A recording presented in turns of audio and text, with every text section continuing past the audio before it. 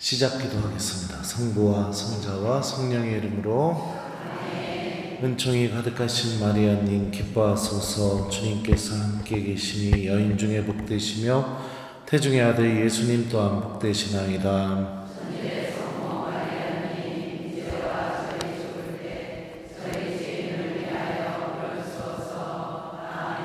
성부와 성자와 성령의 이름으로. 아멘. 안녕하세요. 예, 방금 소개받은 대장교구 김재덕 베드로입니다. 만나서 반갑습니다.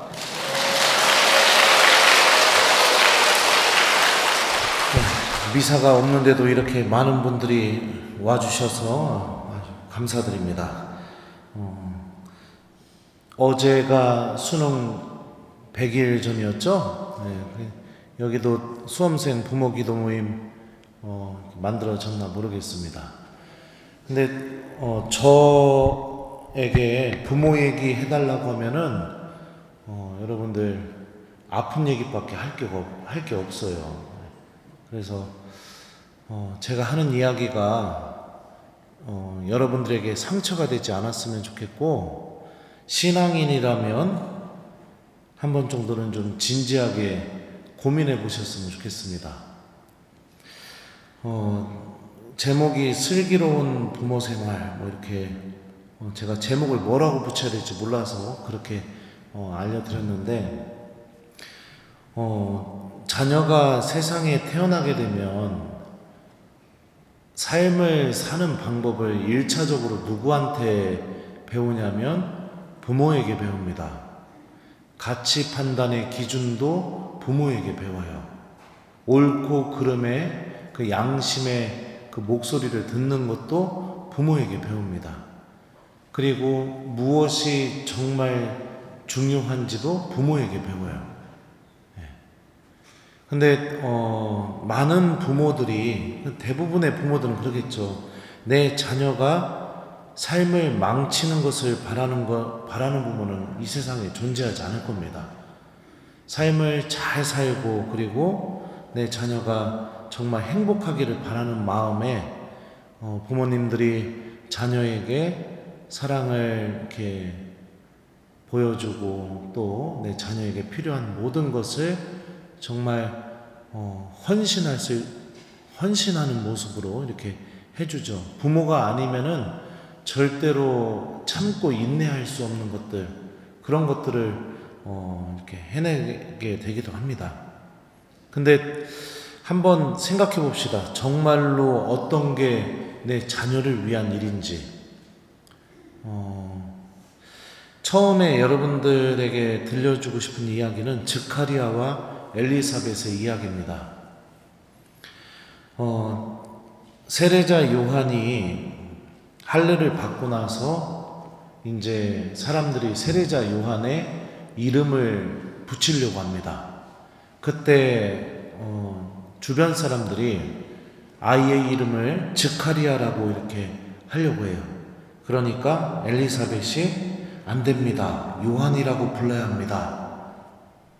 이렇게 이야기하니까 주변 사람들이 이렇게 얘기합니다. 당신 친척 가운데는 그런 이름을 가진 이가 없다. 그러니까 이 아이는 스가랴라고 해야 된다. 그러니까 스가랴가, 아이의 세례자 요한의 아버지인 스가랴가 글 쓰는 판을 달라고 해서 아이의 이름을 어떻게 쓰느냐? 아이의 이름은 요한이라고 이렇게 씁니다. 그러자 혀가 풀리고 하나님을 찬미하는 일이 벌어지게 돼요. 그리고 나서 세례자 요한의 이름을 스가랴가 아니라 요한이라고 붙인 것에 대해서 루카복음서 저자는 어떻게 평가를 하냐면요, 정녕 주님의 손길이 그를 보살피고 계셨던 것이다 라고 이렇게 평가를 해요. 그러면 아이의 이름을 스가랴라고 안 하고 요한이라고 한 게 왜 하느님의 손길이 세례자 요한을 보살피고 있는 것이었을까요? 왜 루카복음서 저자는 이 세례자 요한에게 이름을 붙여주는 이 장면을 두고 하느님의 손길이 그를 보살피고 있었다라고 이렇게 얘기했을까? 이게 아무것도 아닌 걸지 모르겠지만 스가랴는 여러분들 처음부터 이 세례자 요한에 대한 하느님의 뜻과 계획에 대해서 믿음이 없었습니다. 그래서 어떻게 되죠? 벙어리가 돼요. 벙어리가 되게 되고, 스가랴가 벙어리가 됨으로 인해서 엘리사벳은 자신에게 일어난 일이 도대체 어떤 의미로 일어난 것인지에 대해서 알아들을 수가 없었을 겁니다. 왜냐하면 남편이 벙어리가 돼버렸으니까. 그죠? 그 세례자 요한에 대한 하나님의 뜻과 계획은 스가랴에게 전해지게 되었고, 스가랴는 벙어리가 됐으니까 엘리사벳은 자신에게 왜 이런 일이 일어나게 됐는지, 하나님의 뜻이 무엇인지 전혀 알 수가 없었을 겁니다. 그런데 신기한 점은 스가랴도 그렇고 그 다음에 엘리사벳도 그렇고 아이의 이름을 요한으로 붙이기를 원합니다. 그게 무엇을 의미하냐면 아버지인 스가랴도 어머니인 엘리사벳도 요한에게 이루어질 하느님의 뜻에 대해서 순종하는 사람이 되었다는 것을 의미합니다. 그리고 그들이 하느님에 대한 믿음을 갖게 된 사람이 되었다는 것을 의미해요. 부모가 믿음을 갖게 된 일이, 루카복음서 저자는 하느님의 손길이 세례자 요한을 보살피고 계시는 일이라고 그렇게 얘기해요. 신기하죠? 우리가 보통 하느님의 손길이 누군가를 보살피고 있다라는 것은 하느님이 직접 그 사람을 인도해 주시고 그에게 은총을 베풀어 주시고 그를 통해서 많은 일들을 하시고 그와 함께 대화하시고, 이게 하느님께서 그를 특별하게 보호하신 것이라고 생각할 수 있는데, 루카복음은 부모가 믿음을 갖게 만들어진 일, 이게 하느님의 손길이 그 자녀를 아주 특별하게 보호한 일이라고 이렇게 이야기하게 되죠. 스가랴는 벙어리가 됩니다. 그리고 어쩔 수 없이 침묵 안에 머물게 돼요.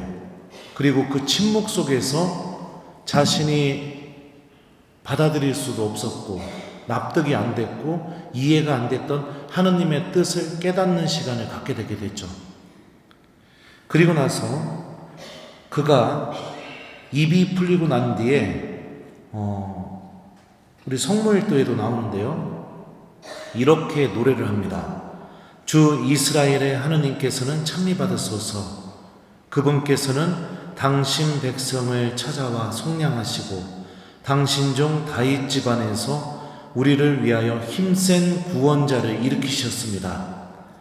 당신의 거룩한 예언자들의 입을 통하여 예로부터 말씀하신 대로 우리 원수들에게서 우리를 미워하는 모든 자의 손에서 우리를 구원하시려는 것입니다. 그분께서는 우리 조상들에게 자비를 베푸시고 당신의 거룩한 계약을 기억하셨습니다. 이 계약은 우리 조상 아브라함에게 하신 맹세로 원수들 손에서 구원된 우리가 두려움 없이 한평생 당신 앞에서 거룩하고 의롭게 당신을 섬기도록 해 주시려는 것입니다. 이 내용을 보면 하느님께서 아브라함으로부터 시작해서 또 모든 예언자들을 통해서 하셨던 구원에 관한 약속의 모든 말씀을 이루어 주셨다라고 스가랴가 이야기합니다. 그러면은 이 내용이 직접적으로는 언급하고 있진 않지만 누구를 가리키고 있느냐? 바로 예수님의 탄생을 이 내용이 가리키고 있다고 볼 수 있어요. 그럼 스가랴는 예수님의 탄생을 통해서 예언자들을 통해서 하셨던 모든 하느님의 약속의 말씀이 이루어지고 우리들의 구원이 이루어지게 되었다는 것을 어떻게 알게 되었느냐? 침묵을 통해서 알게 되었습니다. 침묵 속에 머물게 만드셨죠, 하나님께서. 믿음이 없는 아버지를 하나님께서는 거룩한 침묵으로 초대하셔서 그가 믿음을 소유하게 만듭니다. 그리고 하나님의 뜻에 순명하게 만들죠. 스가랴의 노래 후반부를 좀 보죠. 아기야, 너는 지극히 높으신 분의 예언자라고 불리고 주님을 앞서가 그분의 길을 준비하리니 죄를 용서받아 구원됨을 주님의 백성에게 깨우쳐 주려는 것이다. 우리 하나님의 크신 자비로 높은 곳에서 별이 우리를 찾아오시어 어둠과 죽음의 그늘에 앉아있는 이들을 비추시고 우리 발을 평화의 길로 이끌어 주실 것이다. 이 내용도 보면은요, 후반부죠. 스가랴 노래. 세례자 요한의 사명에 대해서 스가랴가 이야기하고요. 그리고 예수님께서 오셔서 어떤 일을 하실 건지에 대해서도 스가랴가 이야기합니다. 이거 어떻게 알게 되었을까요? 침묵 속에서 가브리엘 천사가 자신에게 전한 하느님의 뜻을 몇 번이고 곱씹고 묵상하고 그러면서 그 안에 담겨있는 하나님의 뜻을 알게 되었죠. 실제로 여러분들 세례자 요한은 예수님의 길을 준비하는 사명을 살았고요. 우리가 잘 아는 것처럼 예수님께서는 우리를 죄에서 구원해 주시고 또 어둠과 죽음의 그늘에 앉아있는 이들을 평화로 이끌어 주시는 일을 해주셨습니다. 또 엘리사벳도 한번 볼까요? 그녀는 어느 날 남편이 벙어리가 돼서 집에 돌아오게 됩니다. 도대체 무슨 일이 벌어졌는지를 알아들을 수가 없었겠죠. 그리고 나서 아이를 잉태하게 됩니다. 그 잉태하게 되자 루카복음서 저자는 엘리사벳이 어떻게 살았는지에 대해서 다음과 같이 묘사합니다. 그 뒤에 그의 아내 엘리사벳이 잉태하였다. 엘리사벳은 5달 동안 숨어 지내며 이렇게 말하였다. 내가 사람들 사이에서 겪어야 했던 치욕을 없애주시려고 주님께서 굽어보시어 나에게 이 일을 해주셨구나. 자, 아버지는 믿음이 없던 아버지를요, 하나님께서는 침묵 안에 머물게 하면서 하나님의 뜻과 계획에 대해서 깨닫게 만들어주시고 그가 믿음을 소유하게 만들었습니다. 엘리사벳은 하나님께서 어떻게 하셨느냐? 사람들 사이에서 지내는 삶에서 벗어나서 5달 동안 숨어 지내면서 주님께서 굽어보시어 나에게 이 일을 해주셨구나, 이렇게 고백하게 만들었죠. 그러니까 온전히 하느님의 시선 안에 머무는 시간으로 엄마를 초대를 했어요. 그리고 이 모든 일이 하느님께서 나를 굽어보셔서 이루어 주신 일이라고 고백합니다. 특히 여러분들 성경에서 굽어보다라는 단어는 그 뜻이 뚫어져라 쳐다보다, 그런 의미를 갖고 있습니다. 그러니까 하느님이 엘리사벳 자신을 뚫어져라 쳐다보고 계시다는 걸 깨닫게 된 거예요. 그리고 나서 세례자 요한을 향한 하느님의 뜻을 이 두 부모는 깨닫게 됩니다.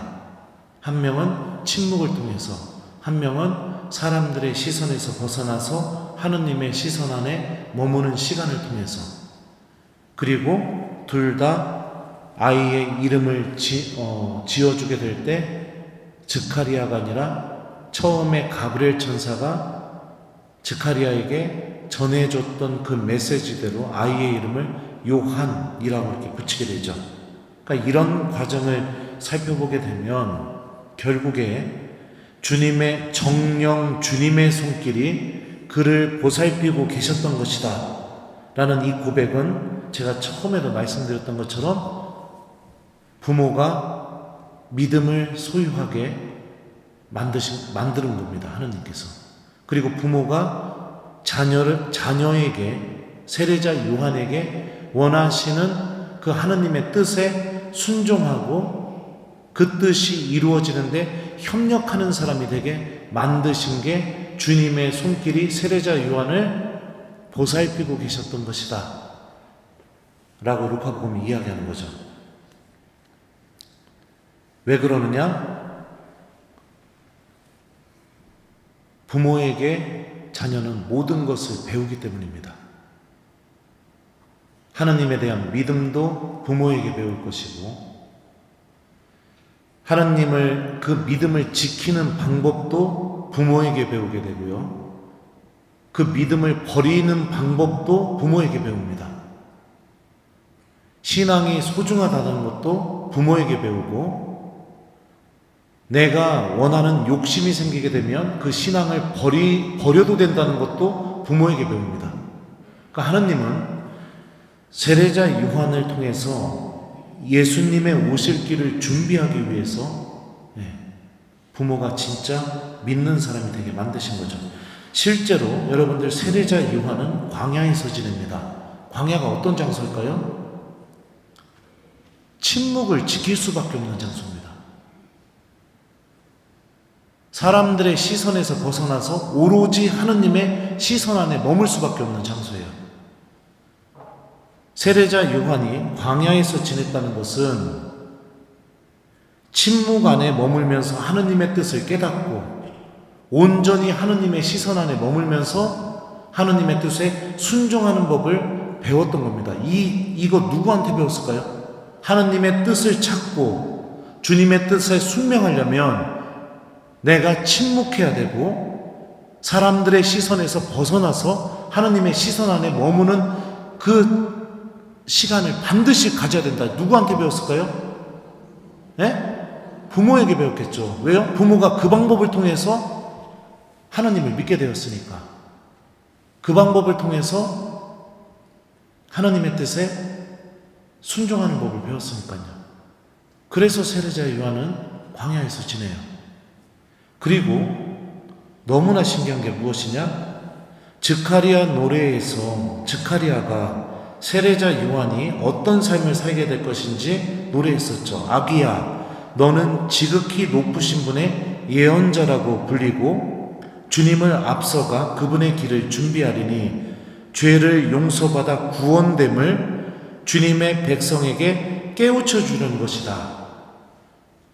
그러니까 죄를 용서받아서 구원된다는 것을 주님의 백성들에게 깨우쳐 주기 위해서 하나님께서 너를 준비하셨다. 스가랴가 이렇게 노래하죠. 자, 세례자 요한이 예수님을 준비하면서, 자, 루카복음에 보면 세례자 요한에 대해서 이렇게 묘사합니다. 그리하여 요한은 요르단 부근의 모든 지방을 다니며 죄의 용서를 위한 회개의 세례를 선포하였다. 그리고요, 요한복음에 보면 세례자 요한은 예수님을 보게 되자 이렇게 말합니다. 이튿날 요한은 예수님께서 자기 쪽으로 오시는 것을 보고 말하였다. 보라, 세상의 죄를 없애시는 하느님의 어린 양이시다. 예수님이 죄를 없애주시는 하느님의 어린 양이라고 선포를 하게 되죠. 스가랴가 입이 풀려서 하느님을 찬미하면서 노래했던 그 노래의 내용을 정확하게 세례자 요한은 그대로 삶으로 살아가게 됩니다. 그리고 이런 세례자 요한의 삶을 조금 한 번 더 생각해 보죠. 사람들이 막 세례자 요한을 너무나 좋아해요. 요한복음에 보면 여러분들 예루살렘에서 사람을 보냈다고 할 정도면 정치권에 있는 사람들까지 의식할 정도로 세례자 요한에 대한 인기가 어마어마했다는 것을 알 수 있습니다. 근데 자신에게 찾아온 그 사람들에게 세례자 요한은 나는 그리스도가 아니다 이렇게 얘기합니다. 그러면서 자연스럽게 그들의 시선이 예수님께로 향하게 만들어줘요. 그리고 나중에 세례자 요한의 제자들이 다 자기를 버리고 예수님께로 가서 예수님의 제자로 변화됩니다.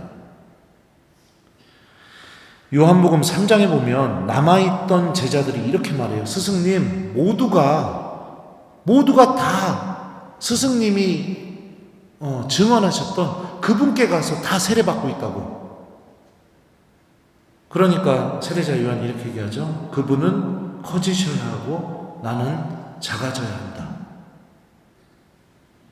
그러면서 계속해서 예수님을, 사람들이 예수님께로 가게 하는 그런 삶을 삽니다. 그리고 나서 어떻게 되죠?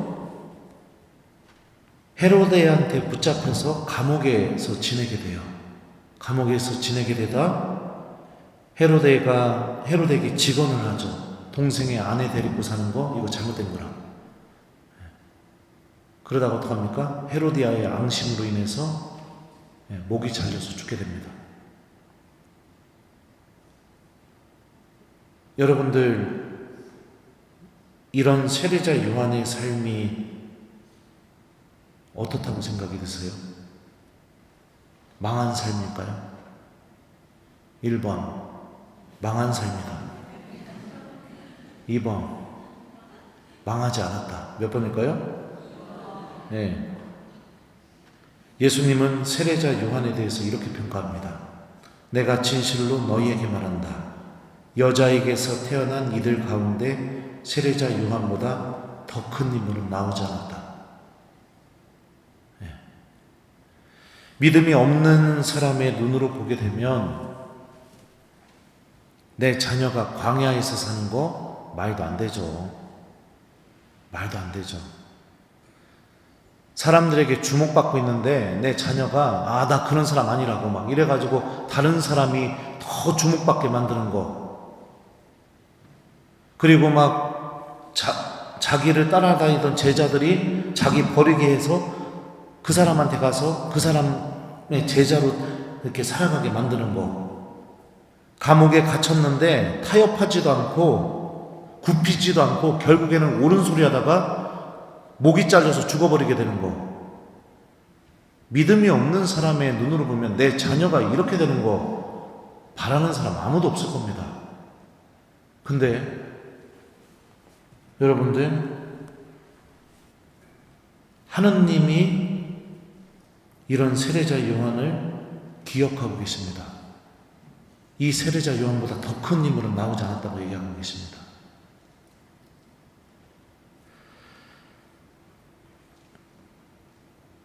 여러분들은 자녀들이 어떤 사람이 되기를 바랍니까? 하느님의 손길이 여러분들의 자녀를 보살피기를 원하십니까? 그렇다면 어떻게 살아야 될까요? 부모가 먼저 믿음을 갖고 있는 사람이 되어야 됩니다. 믿음을 갖고 있다라는 게 뭐냐면 세례자 요한의 모습을 통해서 알 수 있죠. 요즘은 자녀라는 우상 숭배가 성행하고 있습니다. 자녀라는 우상 숭배. 내 자녀에게 최고의 것들만 주기 위해서, 최고로 만들기 위해서 신앙을 갖고 있는 이들도 자녀라는 우상 숭배를 하고 있습니다. 내일이 시험 날짜예요. 근데 오늘이 주일입니다. 어떡하실 겁니까? 애가 성당 가기 싫다고 하면 1번 미사 가지 말고 시험 공부하고 다음 주에 가서 고해성사 봐. 2번 이상한 소리 하지 말고 빨리 미사 가. 그래요. 여러분들이 이 성전에서 대답하고 계시니까 거짓말을 안 하시겠죠. 예. 하나님 앞에서 거짓말하면 여러분들이 알아서 책임지셔야 되겠죠. 근데 많은 부모들은 미사 빠지라고 얘기합니다. 미사 빠지라고 해요. 다음 주에 가서 구해성사 봐. 그게 한 번에 미사를 빠지는 걸지 모르겠지만 뭐를 가르치는 거예요? 하나님 버리는 방법을 가르치는 겁니다. 부모에게 배우고 있는 거죠. 그러니까 주님의 손길이 어찌 내 아이를 보살필 수가 있겠습니까? 내 아이가 무엇을 배우겠습니까? 수험생 부모 기도 모임이 만들어지게 되고 열심히 기도합니다. 근데 정말 자녀를 위해서 어떤 기도를 하고 계시는지 한번 성찰해 보셨으면 좋겠어요. 대학 진학이요? 물론 전 대학 진학하지 마라 이런 얘기는 아니에요. 근데 가르쳐야죠. 가르쳐야죠. 하느님과 함께 할 수 있다는 걸 가르쳐야죠. 자녀들에게. 1년 내내 미사에 안 나오고 기도도 안 합니다. 기도는 하겠죠. 언제 할까요? 수능 보기 직전에. 네. 그 누구한테 배운 걸까요? 네? 부모한테 배웠어요. 하나님 그렇게 관계 맺어도 된다는 거. 네. 그리고 원하는 대학 가면 어떻게 될까요? 당연히 안 나오죠. 당연히 안 나옵니다. 근데 영원한 생명을 믿고 있고 하느님 나라를 믿고 있다면 내 아이가 여러분들 신앙을 잃어버리는 게 아무 문제가 없을까요? 내 아이가 기도하지 않는 삶을 평생을 사는 게 여러분들 진짜 아무 문제가 없을까요? 그렇게 살다가 죽어서 하느님 만나게 되면 어떻게 될까요? 제가 한번 우리 냉담자에게 그런 질문을 한번 한 적이 있었습니다. 자매님, 이렇게 미사도 안 나오시고 기도도 안 하시고 평생 하느님을 찾지 않다가 그렇다가 죽어서 하느님 만나면 어떻게 될 것 같아요? 그랬더니 그분이 그렇게 얘기하시더라고요. 그래도 하느님은 저를 사랑하시니까 저를 용서해 주실 거예요.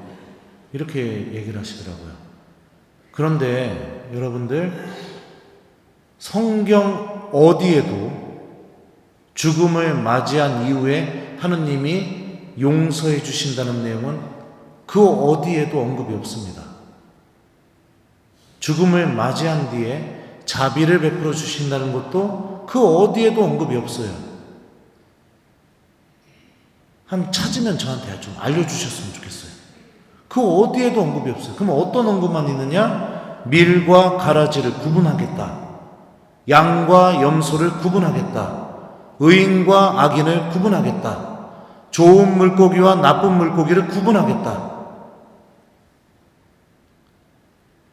그래서 의인들은 세상 창조 이전부터 준비한 영원한 생명으로 들어가게 되고 악인들은 울며 이를 갈게 될 것이다. 이런 언급만 있어요. 그 어디에도 죽음을 맞이한 이후에 그럼에도 불구하고 하나님이 그래 용서해 줄게. 자비를 베풀어 주시는 내용이 없습니다. 그러면은 여러분들 내 자녀가 평생 하나님을 위해서 무엇인가를 함께 해본 적도 없고 믿음도 지켜본 적도 없고 신앙을 가져본 적도 없는 내 아이가 죽어서 하나님 만나면 어떻게 될까요? 고민해보세요. 고민해보세요. 그리고 그 아이가 만약에 하느님 나라로 들어오지 못하는 모습을 보면 지금처럼 괜찮아 그렇게 얘기할 수 있을까요? 진짜 하느님에 대한 믿음을 갖고 있는 교우들은 지금 제가 하는 얘기가 심각하게 들릴 겁니다. 근데 믿음이 없는 분들은 그냥 저 신부님 왜 저렇게 얘기하나 이렇게밖에 들리지 않을 거예요. 세상을 사는 가치가 여러분들 좋은 대학 가는 건가요? 그리고 좋은 직장 구하는 거? 그리고 다른 사람들보다 좀 더 나은 조건에서 사는 거예요? 그게 정말 좋은 가치일까요? 물론 좋은 가치일 수도 있죠. 근데 그런 삶을 살아오는 데까지 주님의 손길이 그를 보살피게 할 수 있는 게 전혀 없었잖아요. 여러분들 자녀가 하나님의 손길 안에서 자라기를 바란다면, 하나님의 손길이 여러분들의 자녀를 보살피기를 원한다면, 즈카리아와 엘리사벳에게 일어났던 일이 여러분들에게도 그대로 일어나야겠죠. 하나님은 세례자 요한이 예수님을 전하는 사람이 되게 하려는 그 뜻을 이루기 위해서 부모에게 믿음을 심어주셨습니다. 그 부모가 믿음을 갖게 하는 시간을 마련하셨어요. 그러니까 정말로 내 아이가 하느님의 뜻대로 살기를 바란다면 여러분들부터 먼저 믿음을 회복하셔야 됩니다. 내가 하느님을 믿는 신앙인이 되어야 된다는 겁니다. 그게 되지 않으니까 언제나 자녀 앞에서 타협되게 되는 겁니다. 자녀 앞에서 무너지는 거예요. 자녀 앞에서 아무 소리도 못하는 거예요. 신앙을 지키는 법을 부모에게 배워야 되는데 못 배우고 있습니다, 자녀들이. 그게 참 안타까운 거죠. 저는 예전에 우리 청덕성당 옛날에 컨테이너 있을 때 그때 와서도 부모 특강 해드렸었는데, 성당 안 갔다가는 아버지한테 쳐 맞았습니다. 저는 진짜 쳐 맞았어요. 학교 안 가는 것도 쳐 맞았지만 성당 안 간다는, 입에서 성당 가기 싫다는 소리 하면은요 쳐 맞았습니다. 묵주 기도를 안 해요? 있을 수 없는 일이었습니다. 저희 집에서는 묵주 기도를 안 한다는 것은.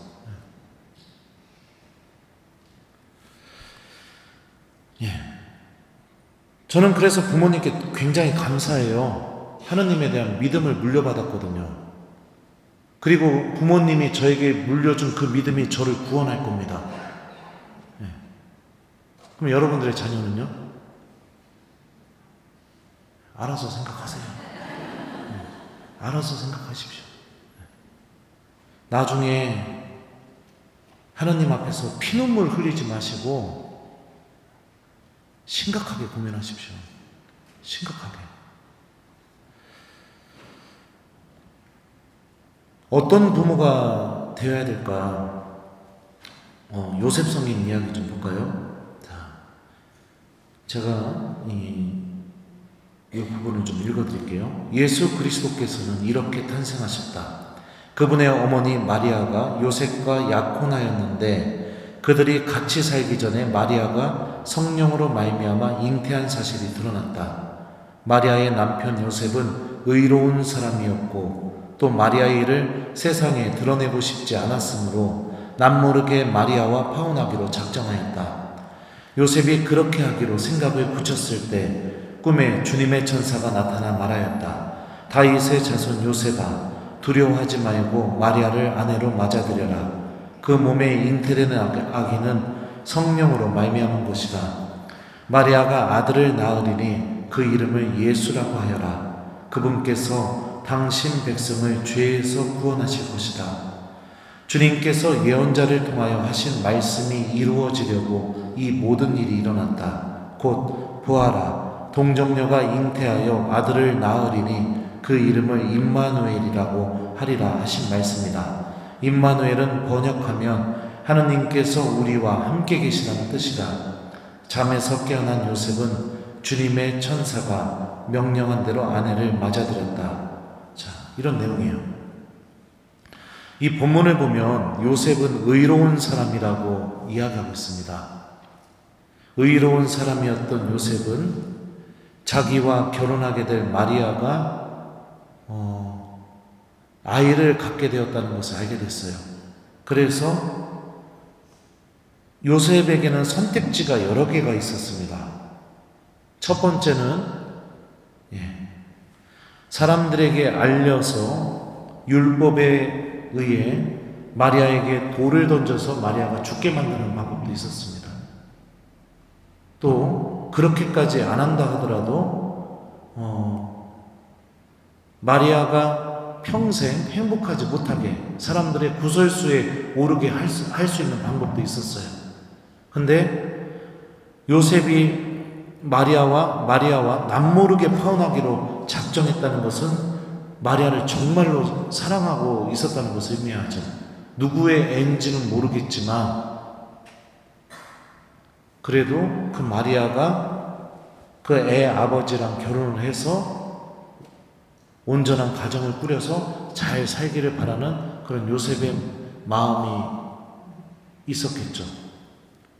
그러니까 요셉이 내린 이 결정은 마리아를 사랑해서 그 사랑 안에서 내린 결정이고, 그리고 요셉의 입장에서는 그 마리아에 대한 사랑 안에서 볼 때 자기가 할 수 있는 아주 선한 결정, 마리아를 위한 아주 선한 결정인 거죠. 근데 중요한 건 뭐냐? 때로는 우리가 누군가에 대한 사랑 안에서 그 사람을 위한 아주 선한 결정이 하나님의 뜻과 일치하지 않을 때가 있습니다. 그러니까 내가 누군가를 사랑해서 아주 선한 결정을 내렸는데 그 결정이 하나님 안에서 올바른 결정이 아닐 수도 있다는 겁니다. 그렇게 됐다는 게 이 가브리엘 천사가 요셉에게 나타나서 설명을 해주죠. 그러면서 어떻게 하느냐? 파혼하지 말고 아내로 맞아들여라. 그렇게 하자 요셉은 어떻게 합니까? 잠에서 깨어나자마자 주님의 천사가 명령한 그대로 마리아를 아내로 맞아들이게 됩니다. 저는 이 점에 대해서 여러분들이 좀 잘 묵상해 봤으면 좋겠어요. 여러분들이 자녀들에게 내리는 수많은 결정들, 그게 자녀에 대한 엄청난 사랑 안에서 아주 선한 결정을 해나가는 것이겠죠. 근데 그게 하느님 뜻과 정면으로 대치되고 있다면, 그렇다면 어떤 선택을 해야 되느냐? 내가 사랑해서 정말 좋은 결정을 내렸는데 그게 하느님의 뜻과는 완전히 정면으로 대치되는 결정이에요. 그럴 때 요셉처럼 내가 정말로 하느님의 뜻에 순명할 수 있는 그런 마음과 용기를 가질 수 있어야겠죠.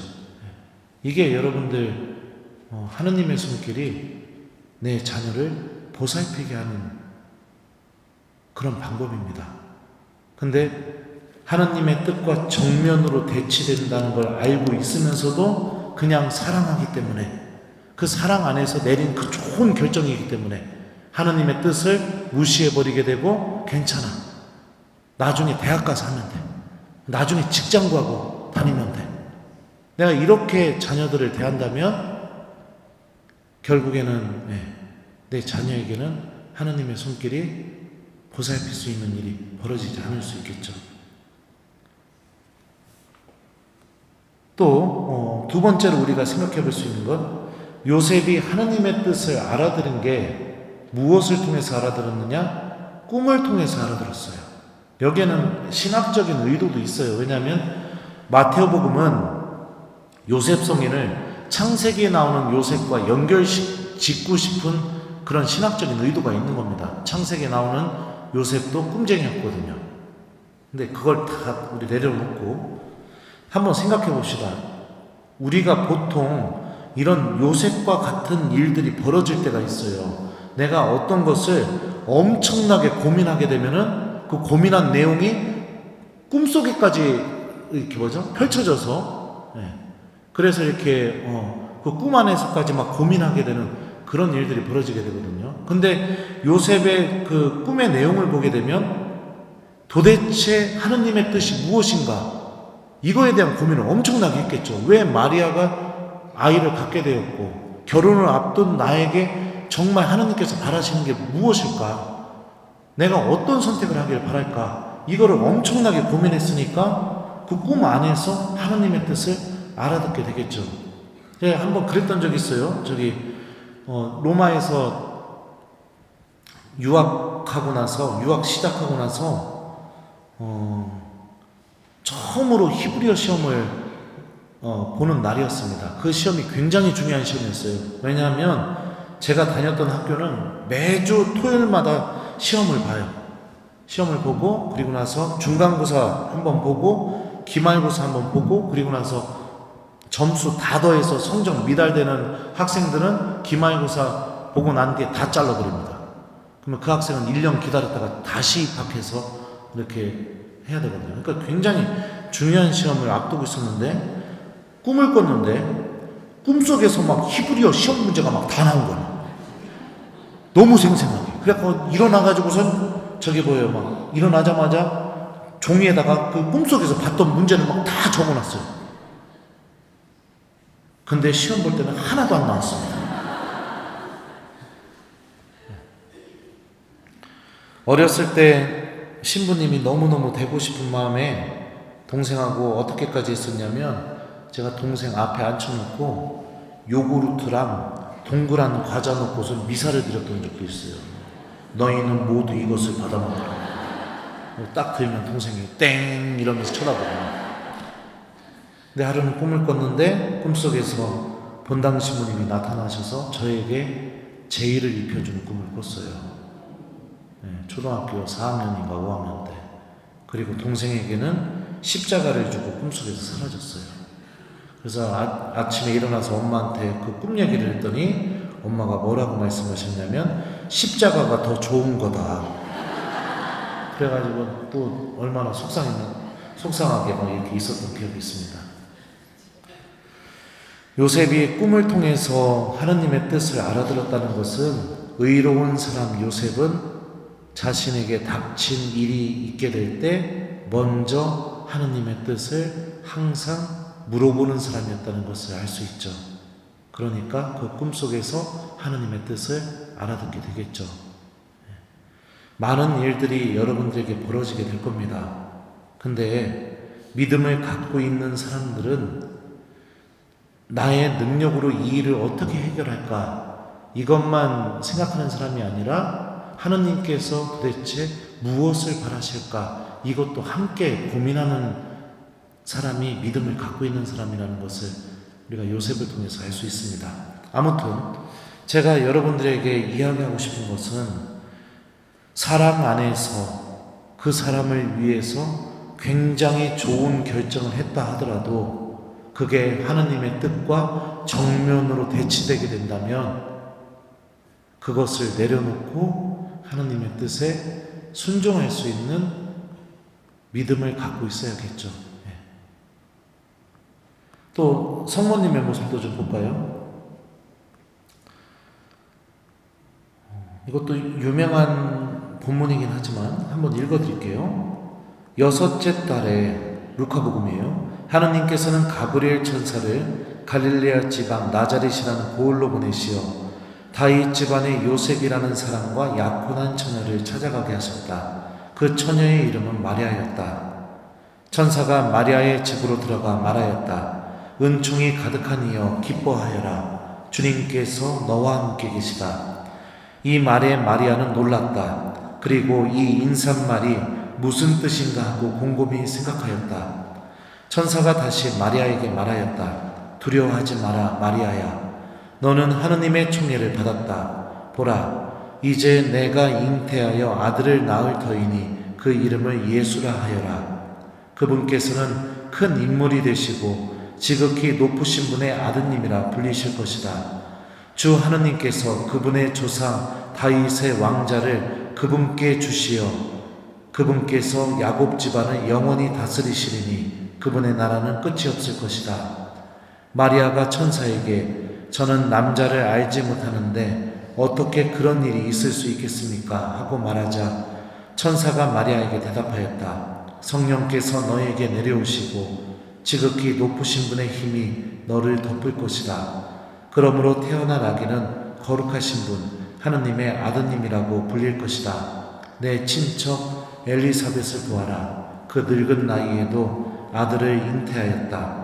아이를 못 낳는 여자라고 불리던 그가 임신한 지 6달이 되었다. 하느님께는 불가능한 일이 없다. 마리아가 말하였다. 보십시오. 저는 주님의 종입니다. 말씀하신 대로 저에게 이루어지기를 바랍니다. 그러자 천사는 마리아에게서 떠나갔다. 우리 너무나 잘 알고 있는 본문이에요. 성모님은 자신에게 이루어질 하느님의 뜻 앞에서 어떤 믿음을 소유하셨냐면 말씀이 이루어지기를 바라는 믿음을 소유하셨습니다. 그리고 이 믿음을 가질 수 있었던 이유가 뭐냐면 가브리엘 천사가 했던 말이죠. 하느님께는 불가능한 일이 없다. 여기에 믿음을 두셨겠죠. 그리고 내가 이 주님의 뜻에 순종하고 주님의 뜻이 나에게 이루어지기를 바라는 믿음을 갖게 된다면 그 불가능한 것이 없는 하느님께서 나를 도와주시고 나와 함께 계시고 나를 지켜주신다는, 성령께서 너에게 내려오시고 지극히 높으신 분의 힘이 너를 덮을 것이다. 이 말씀이 이루어진다는 것도 분명히 믿으셨겠죠.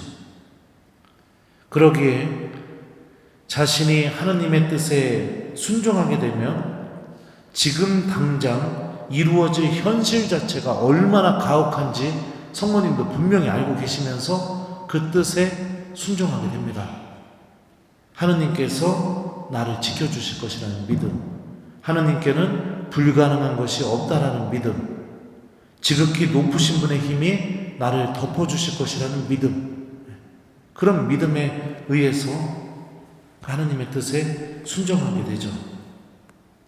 그리고 부모가 이런 믿음을 갖게 되자 우리를 구원해 주신 예수 그리스도께서 우리와 함께 계시게 되는 놀라운 일이 벌어지게 됩니다. 여러분들을 비난하고 싶은 마음도 없고 죄의식을 막 불어넣고 넣어주고 싶은 마음도 없습니다. 저도 우리 본당 중고등부 아이들 엄청나게 사랑합니다. 우리 본당 초등부 아이들 엄청나게 사랑해요. 청년들도 엄청나게 사랑해요. 제 교우들 엄청나게 사랑합니다. 전부 다 천국 데리고 가고 싶어요. 전부 다. 이게 솔직한 제 마음입니다. 근데 어떡합니까? 평생 하느님과 함께 하는 것 자체를 고통이라고 생각하는 사람을 어찌 천국으로 데리고 갈 수 있겠습니까? 기도하는 것 자체가 짜증이라고 생각하는 사람을 어찌 하느님 나라로 데리고 갈 수가 있겠습니까? 미사에 오는 선택이 다른 소중한 것을 포기하면서 미사에 오는 것이 아니라 소중한 것이 생기게 되면 미사는 언제든지 버리고, 약속이 없으면 그러면 오는 게 미사인데, 그런 믿음을 갖고 있는 사람은 어찌 하느님 나라로 데리고 갈 수 있겠습니까? 어떤 부모가 되기를 바라서요? 자녀는 부모로부터 모든 것을 배우게 되어 있습니다. 세상 모든 것을 내 자녀가 다 얻고 하느님을 잃어버리는 자녀가 되기를 정말 바라시나요? 아니면 얻고 싶은 것을 다 얻지는 못해도 하느님에 대한 믿음을 가져서 구원을 얻게 되는 자녀가 되었으면 좋겠습니까? 예수님께서 이런 말씀을 하셨죠. 사람이 온 세상을 얻고도 자기 목숨을 잃으면 무슨 소용이 있겠느냐. 우리는 신앙을 통해서 영원한 생명을 갈망하고 있는 사람들입니다. 우리들의 삶이 지금 이 세상을 통해서 끝나는 게 아니라 이 세상살이를 통해 하느님 나라를 준비하는 게 우리들의 삶이라고 우리는 그렇게 믿고 있는 사람들이에요. 그렇다면 내가 부모로서 정말 자녀에게 물려줘야 되는 것은 바로 하느님에 대한 신앙이고, 그 신앙은 이 세상 그 어떤 것과도 바꿀 수도 없고 타협할 수도 없다는 걸 가르쳐줘야겠죠. 그리고 나 또한 자녀들에게 그런 모습을 보여주는 신앙인다운 모습을 보여줘야겠죠. 신부님, 저는 망했습니다.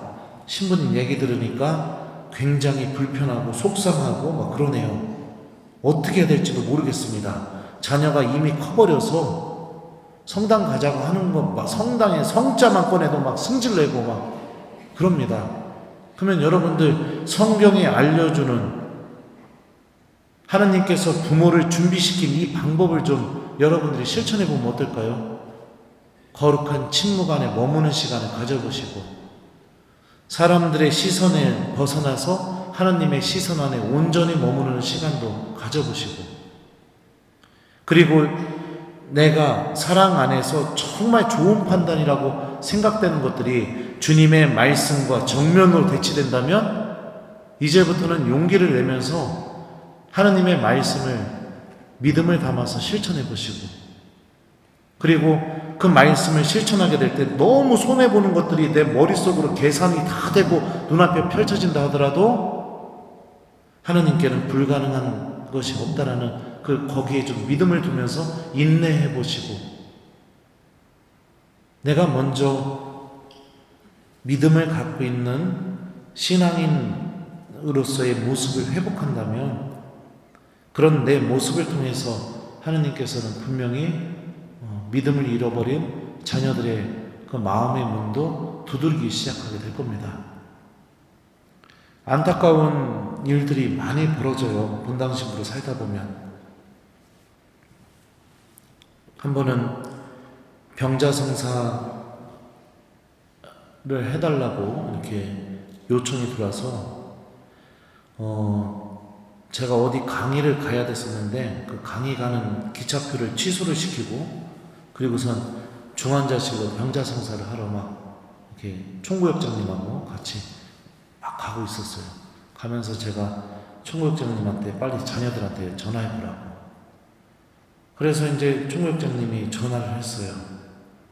지금 본당신부님 저기 중환자실 가고 계시다고 빨리 오라고. 근데 그 자녀가, 전화받은 자녀가 뭐라고 얘기했는지 아세요? 음식 시켰는데 지금 음식이 나왔대요. 네. 밥 먹어야 된다. 자기 아버지 지금 임종 전대사 받아야 되는데, 본당 신부님은 임종 전대사 주러 가는데 자녀는 밥 먹어야 된대요. 병원 앞에 있는 식당에서. 네. 그래서 제가 혼자 들어가서 혼자 임종 전대사 다 쭉 부르고 나왔어요. 그리고 나서 기차 타고 나서 그 다음 기차 타고 강의 갔는데, 강의 딱 끝나니까 그분 돌아가셨다고 본당에서 이렇게 연락이 오더라고요. 네. 이런 거 누구한테 배웠을까요? 누구한테 배웠을 것 같아요? 부모한테 배웠죠. 소중한 것은 지키는 것이다. 이걸 배워본 적이 없는 거죠. 내 욕심을 채우기 위해서 소중한 거 다 버려도 된다. 부모한테 배웠죠. 네. 시험 점수 잘 받아야 되니까 친구는 무슨 친구야. 공부해. 성당은 무슨 성당이야. 공부해. 학원 가. 누구한테 배웠어요? 다 부모한테 배웠죠. 그러니까 어떻게 돼요? 정말로 소중한 순간에 부모한테 배운 거 그대로 되돌려주죠. 너무 안타까워요. 그뿐만이 아니에요, 여러분들. 연도를 실컷 하고 나서 제 얼굴도 모르는 그 교우 위에서 천주교 신자라는 이유 하나로 연도를 1시간 동안 목 터져라 빈소에서 해주고, 그리고 나서 가려고 하는데 고해성사 주셔야 된다고 해서, 그러면 고해성사 어디서 줍니까? 그랬더니 유가족 쉬는 방에서 좀 달라고 해갖고 유가족 쉬는 방 문을 확 열었더니 형제님들 한 5명이 누워서 게임하고 있는 거예요. 네. 누구한테 배웠을까요, 이거요? 네? 부모한테 배운 거예요, 이게. 다 부모한테 배운 겁니다. 이렇게 하는 거. 본당 신부님은 자기 엄마 위해서 목 터져라 연도 부르고 그랬는데, 아들들은 어떻게 해요? 누워서 게임하고 있는 거예요. 그 공허함, 어떻게 해야 될지 모르는 상황에 하나님을 찾는 법을 배워본 적이 없으니까. 어렸을 때부터 애 울면 어떡합니까? 우리 요즘 엄마들이요? 휴대폰부터 주잖아요. 그죠? 다 부모한테 배우는 거죠. 그러니까 그런 안타까운 일들이 너무나 많이 벌어지게 됩니다. 요즘 성전에서 장례미사가 다 사라지고 있죠? 모든 문당에서. 자녀들이 부모님 돌아가시면 제일 먼저 어디 전화할까요? 화장터에 제일 먼저 전화해요. 성당에 전화 안 해요. 화장터 전화해서 화장터 시간부터 잡습니다. 몇 시로요? 아침 8시, 7시. 그러면 물리적으로 성전에서 장례 미사를 드릴 수가 없는 시간에, 화장 시간에 잡아버려요. 화장 빨리 해버려야죠. 빨리 해야 된다고 하니까. 근데 그 부모가 평생을 신앙을 지키면서 미사를 드렸던 그 성전에서 마지막 미사가 봉헌되지 않죠. 그러면은 그 장례 미사는 어디서 봉헌되게 될까요? 입관예절 끝나고 연결식장에서. 근데 그게 잘못됐다. 저는 그렇게 성사적으로는 모든 은총이 똑같이 내리죠. 하지만 내 부모를 조금이라도 생각해 보면 어머니가 마지막으로 드리는 미사인데 이 제대 앞에서 평생 다녔던 그 성당 제대 앞에서 교우들의 모든 축복을 받으면서 기도 받으면서 하느님 나라로 가실 수 있게 도와드리는 거. 왜 그런 생각을 못할까요? 배워본 적이 없으니까요. 부모님한테.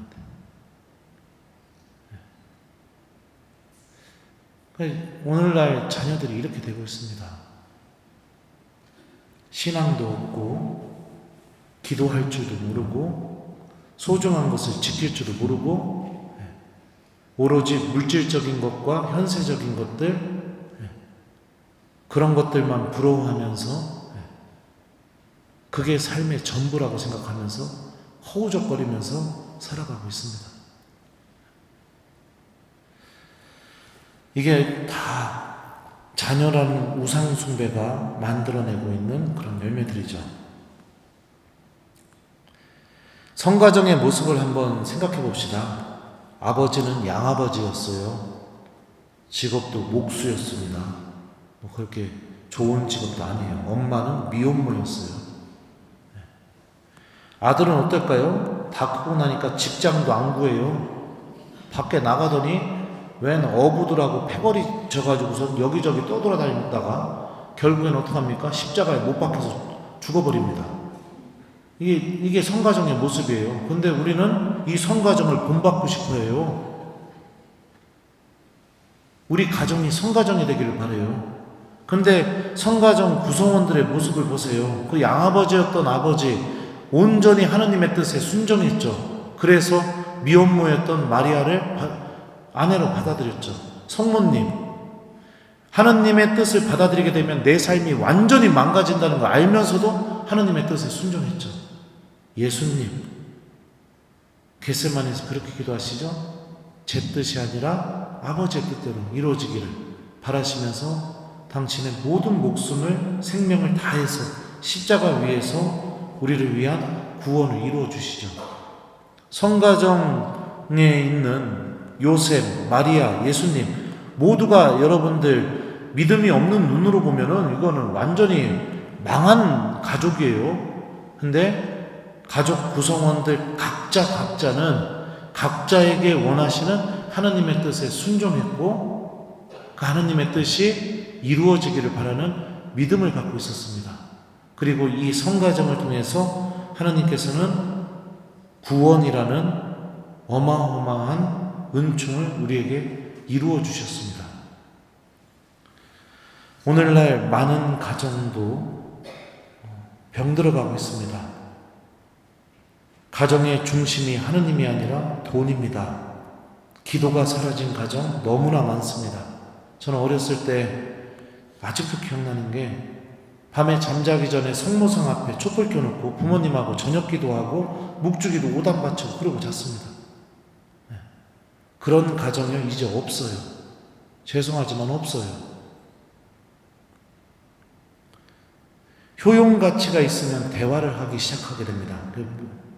쉽게 말하면 무엇인가 얻을 게 있고 돈을 준다고 하면 대화가 시작이 돼요. 가족들끼리. 근데 돈이 없고 무엇인가 얻을 게 없으면 가족들끼리 대화가 전혀 일어나지 않습니다. 함께 있으면서도 끝도 없는 외로움 속에서 살아갑니다. 가정이. 같이 있는데도 너무나 공허합니다. 서로에게 사랑을 나누고 인내하고 희생하는 것도 없어요. 조금만 잘못하면 어떡합니까? 다른 사람에게 하지 못하는 비난을 막 쏟아냅니다.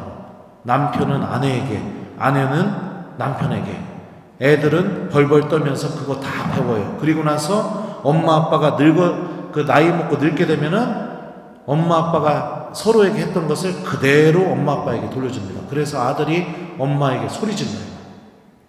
딸이 엄마한테 짜증냅니다.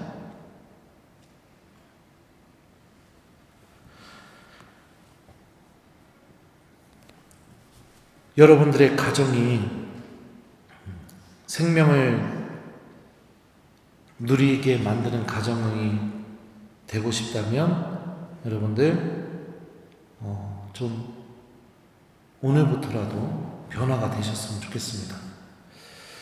여러분들 개 탓인 줄 알아요. 로또 맞았어요. 오늘 이걸 들었으니까 로또 맞으신 거예요. 이제 이 강의가 여러분들 자녀도 살리고 여러분들도 살리고 여러분들 가정에 하나님의 은총이 머물게 되는 결정적인 계기가 될 겁니다. 기도 시작하세요. 가정 안에서 가족들과 함께하는 기도를 시작하십시오. 대단한 것부터 하려고 하지 마시고 주님의 기도 한 번이든 성모성 한 번이든 영광송 한 번이든 제발 소원이니 나랑 함께 기도 좀 해달라 하고선 기도를 시작하십시오. 함께하는 기도. 그리고 자녀에게 하나님을 가르치는 부모가 되어주십시오. 용기가 안 난다면 즈카리아, 엘리사벳, 요셉, 성모님 제가 얘기해 줬던 거 그거를 잘 기억하면서 나부터 먼저 믿음을 소유하고 준비해서 자녀들에게 하느님을 가르쳐주는 부모가 되셨으면 좋겠습니다. 자녀들이 좋은 대학에 진학하는 것도 중요합니다. 저는 이걸 부정하고 싶은 게 아니에요. 자녀들이 좋은 직장을 구하고 또 좋은 배우자를 얻어서 행복하게 사는 거 엄청나게 중요합니다. 하지만 그것도 중요하지만 또 중요한 게 있습니다. 내 자녀가 하느님 나라를 준비하는 것도 너무나 중요합니다. 너무나 중요합니다. 소중한 것은 다음으로 미루는 것이 아니라 지키는 것이죠. 지키는 것. 하느님에 대한 진짜 믿음을 내가 먼저 회복해서 그 믿음을 자녀들에게 가르쳐주고 그래서 하느님의 손길이 내 자녀들도 보살필 수 있는 그런 은총이 이루어졌으면 좋겠습니다. 그래서 오늘부터 기도 시작하시고 그리고 내가 어떻게 해야 될지 막막하다 그러면은 여러분들 생각해 보세요. 침묵을 지킬 수 있고 온전히 하느님의 시선 안에 머물 수 있는 게 어떤 기도일까요? 성체 앞에 자주 머무르는 시간 가지시면서 내가 하느님께 도움 청한다면 하느님께서 그 시간을 통해서 나에게 하나씩 가르치실 겁니다. 그리고 요셉과 성모님처럼 단단한 믿음을 가질 수 있게 나를 변화시켜 주실 거예요. 그래서 성체 앞에 머무는 시간을 통해 여러분들의 가정을 하나님께 봉헌하고 여러분들부터라도 먼저 여러분들의 가정을 살리는데 도구가 되는 사람이 되셨으면 좋겠습니다. 안타까운 얘기들 막 너무너무 많은데 그거 다 해주면 또 여러분들 찔릴 것 같아요. 찔릴 것 같아요. 또 놀랄 일들도 많이 있습니다. 제가 우리 본당에서 우리 애들 데리고 어린이 미사 때 뿅망치 강론 하거든요. 근데 그게 아무것도 아닌데 아이들한테는 막 난리도 아닌가 봐요. 애들이 한 2년 만에 한 4명 나오는 본당이었는데요. 초등부 애들이 지금 막 14명, 15명, 16명 막 이렇게 나와요. 옆본당 애들까지 견학 와요. 그 뿅망치 강론. 그래갖고 이렇게 뿅망치 하다가 모르는 애요. 너는 누구니? 하면 어디 성당에서 왔어? 이래요. 그러면서 어떤 일이 벌어지게 되느냐? 애들이 냉담하고 있는 부모를 성전에 오게 만드는 일들이 벌어지게 되더라고요. 그냥 걔가 계속 토요일마다가 그 뿅망치 미사하러 오니까 엄마가 어쩔 수 없이 냉담 풀고 나오게 되는 그런 일도 막 이렇게 벌어지게 됩니다. 그러니까 믿음을 누군가가 진짜 진실한 믿음을 갖고 있으면 그 공동체 안에서 변화가 일어나게 돼 있어요.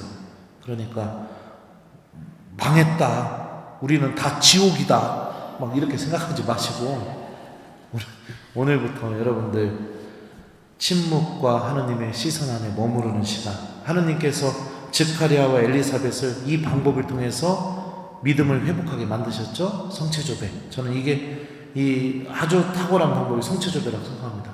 성체 앞에 머무는 시간 가지시면서 주님께 여러분들의 가정을 봉헌하고 또 자녀들을 위해서 기도한다면 분명히 하느님께서 여러분들을 통해서 그 믿음을 잃어버린 자녀들의 마음의 문을 두드리게 될 겁니다. 마치 우리 본당 아이들이 믿음을 잃어버린 엄마 아빠의 그 마음을 두드려서 엄마 아빠가 성당으로 이렇게 냉담 불고 나오게 된 것처럼요. 작년인가요? 제가 평신도 주일날 상을 줬었는데 누구한테 줬냐면 초등학교 2학년 3학년짜리한테 평신도 주일날 우수 평신도상을 줬어요. 교주무사 때. 왜 그러느냐? 걔네 둘이가 냉담하고 있던 아버지랑 외할아버지를 회도시켰거든요. 네. 제가 이제 주일학교 미사를 드리게 되면 애들이 복음 말씀을 써오고 밑에다가 미사지향을 적으면 제가 그냥 그걸로 생미사를 드려줘요.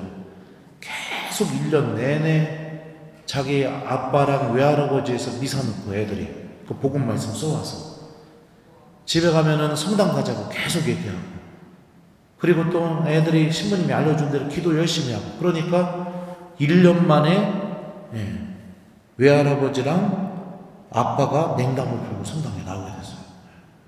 그런 어마어마한 일들이 벌어져서 부상으로 은총표 50장씩 줬습니다. 네. 그러니까 하느님에 대한 믿음을 갖고 있으면 가정 공동체 안에서 분명히 변화가 일어나게 되어 있습니다. 그러니까 여러분들 좀 세상적인 욕심을 좀 내려놓으시고 자녀에 대한, 물론 부모니까 욕심이 막 무진장 들겠죠. 다 해주고 싶겠죠. 근데 하느님을 잃어버리면 모든 것을 잃어버린 것이라는 걸 기억하면서 내 자녀가 가장 값진 하느님에 대한 믿음을 회복할 수 있도록 그렇게 좀 신앙생활 해보시면 어떨까요? 오늘 이 얘기 많이 불편하셨죠? 안 불편했어요? 너무 순한 맛으로 얘기했네. 그러면은 더 세게 얘기했어야 되니까 다른 문단에서 부르면은 막 더 세게 얘기해야 네. 여러분들 하느님 나라는 존재하고요. 그리고 우리가 주님을 만나게 될 때는 심판만이 우리를 기다리고 있습니다.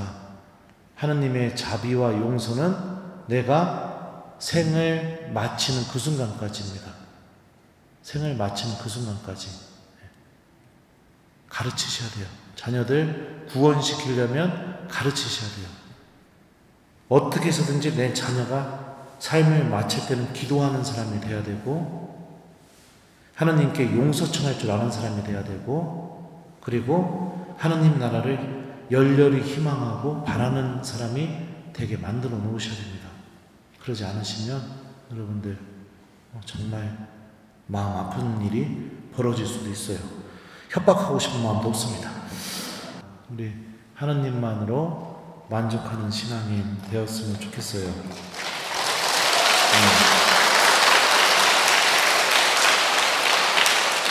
자녀를 살리는 부모가 되십시오. 네, 자녀에게 모든 것을 다 주고 내 자녀가 하느님 나라로 오지 못하게 만드는 그런 불행한 부모가 아니라 해준 것이 별로 없다 하더라도 하느님에 대한 믿음을 잘 간직해서 내 자녀가 하느님 나라로 영원한 생명으로 걸어나갈 수 있게 하는 부모가 되신다면 여러분들은 자녀에게 가장 최고의 것을 물려주신 분이 되신 겁니다. 예. 하느님을 얻는 것이 모든 것을 얻는 것이다. 이렇게 기억하시면서 여러분들 가정이 하느님 은총 안에 머물면서 자녀들이 구원으로 걸어나갔으면 좋겠습니다. 자, 그러면은 지금까지 부족한 강의 들어주셔서 감사드리고요. 그리고 미사도 없는데 이렇게 나와주셔서 또 진심으로 감사드립니다. 스가랴처럼 엘리사벳처럼 믿음을 회복하시고 요셉처럼 성모님처럼 그 믿음을 굳건하게 잘 지켜서 여러분들 가정이 하느님의 은총 안에 잘 머무르기를 저도 기도 중에 기억하겠습니다. 마침 기도할게요. 성부와 성자와 성령의 이름으로 아멘. 주님께서 여러분과 함께 전능하신 천주 성부와 성자와 성령께서는 여기 있는 저희 모두에게 강복하소서. 성부와 성자와 성령의 이름으로 아멘. 부족한 강의 들어주셔서 감사합니다.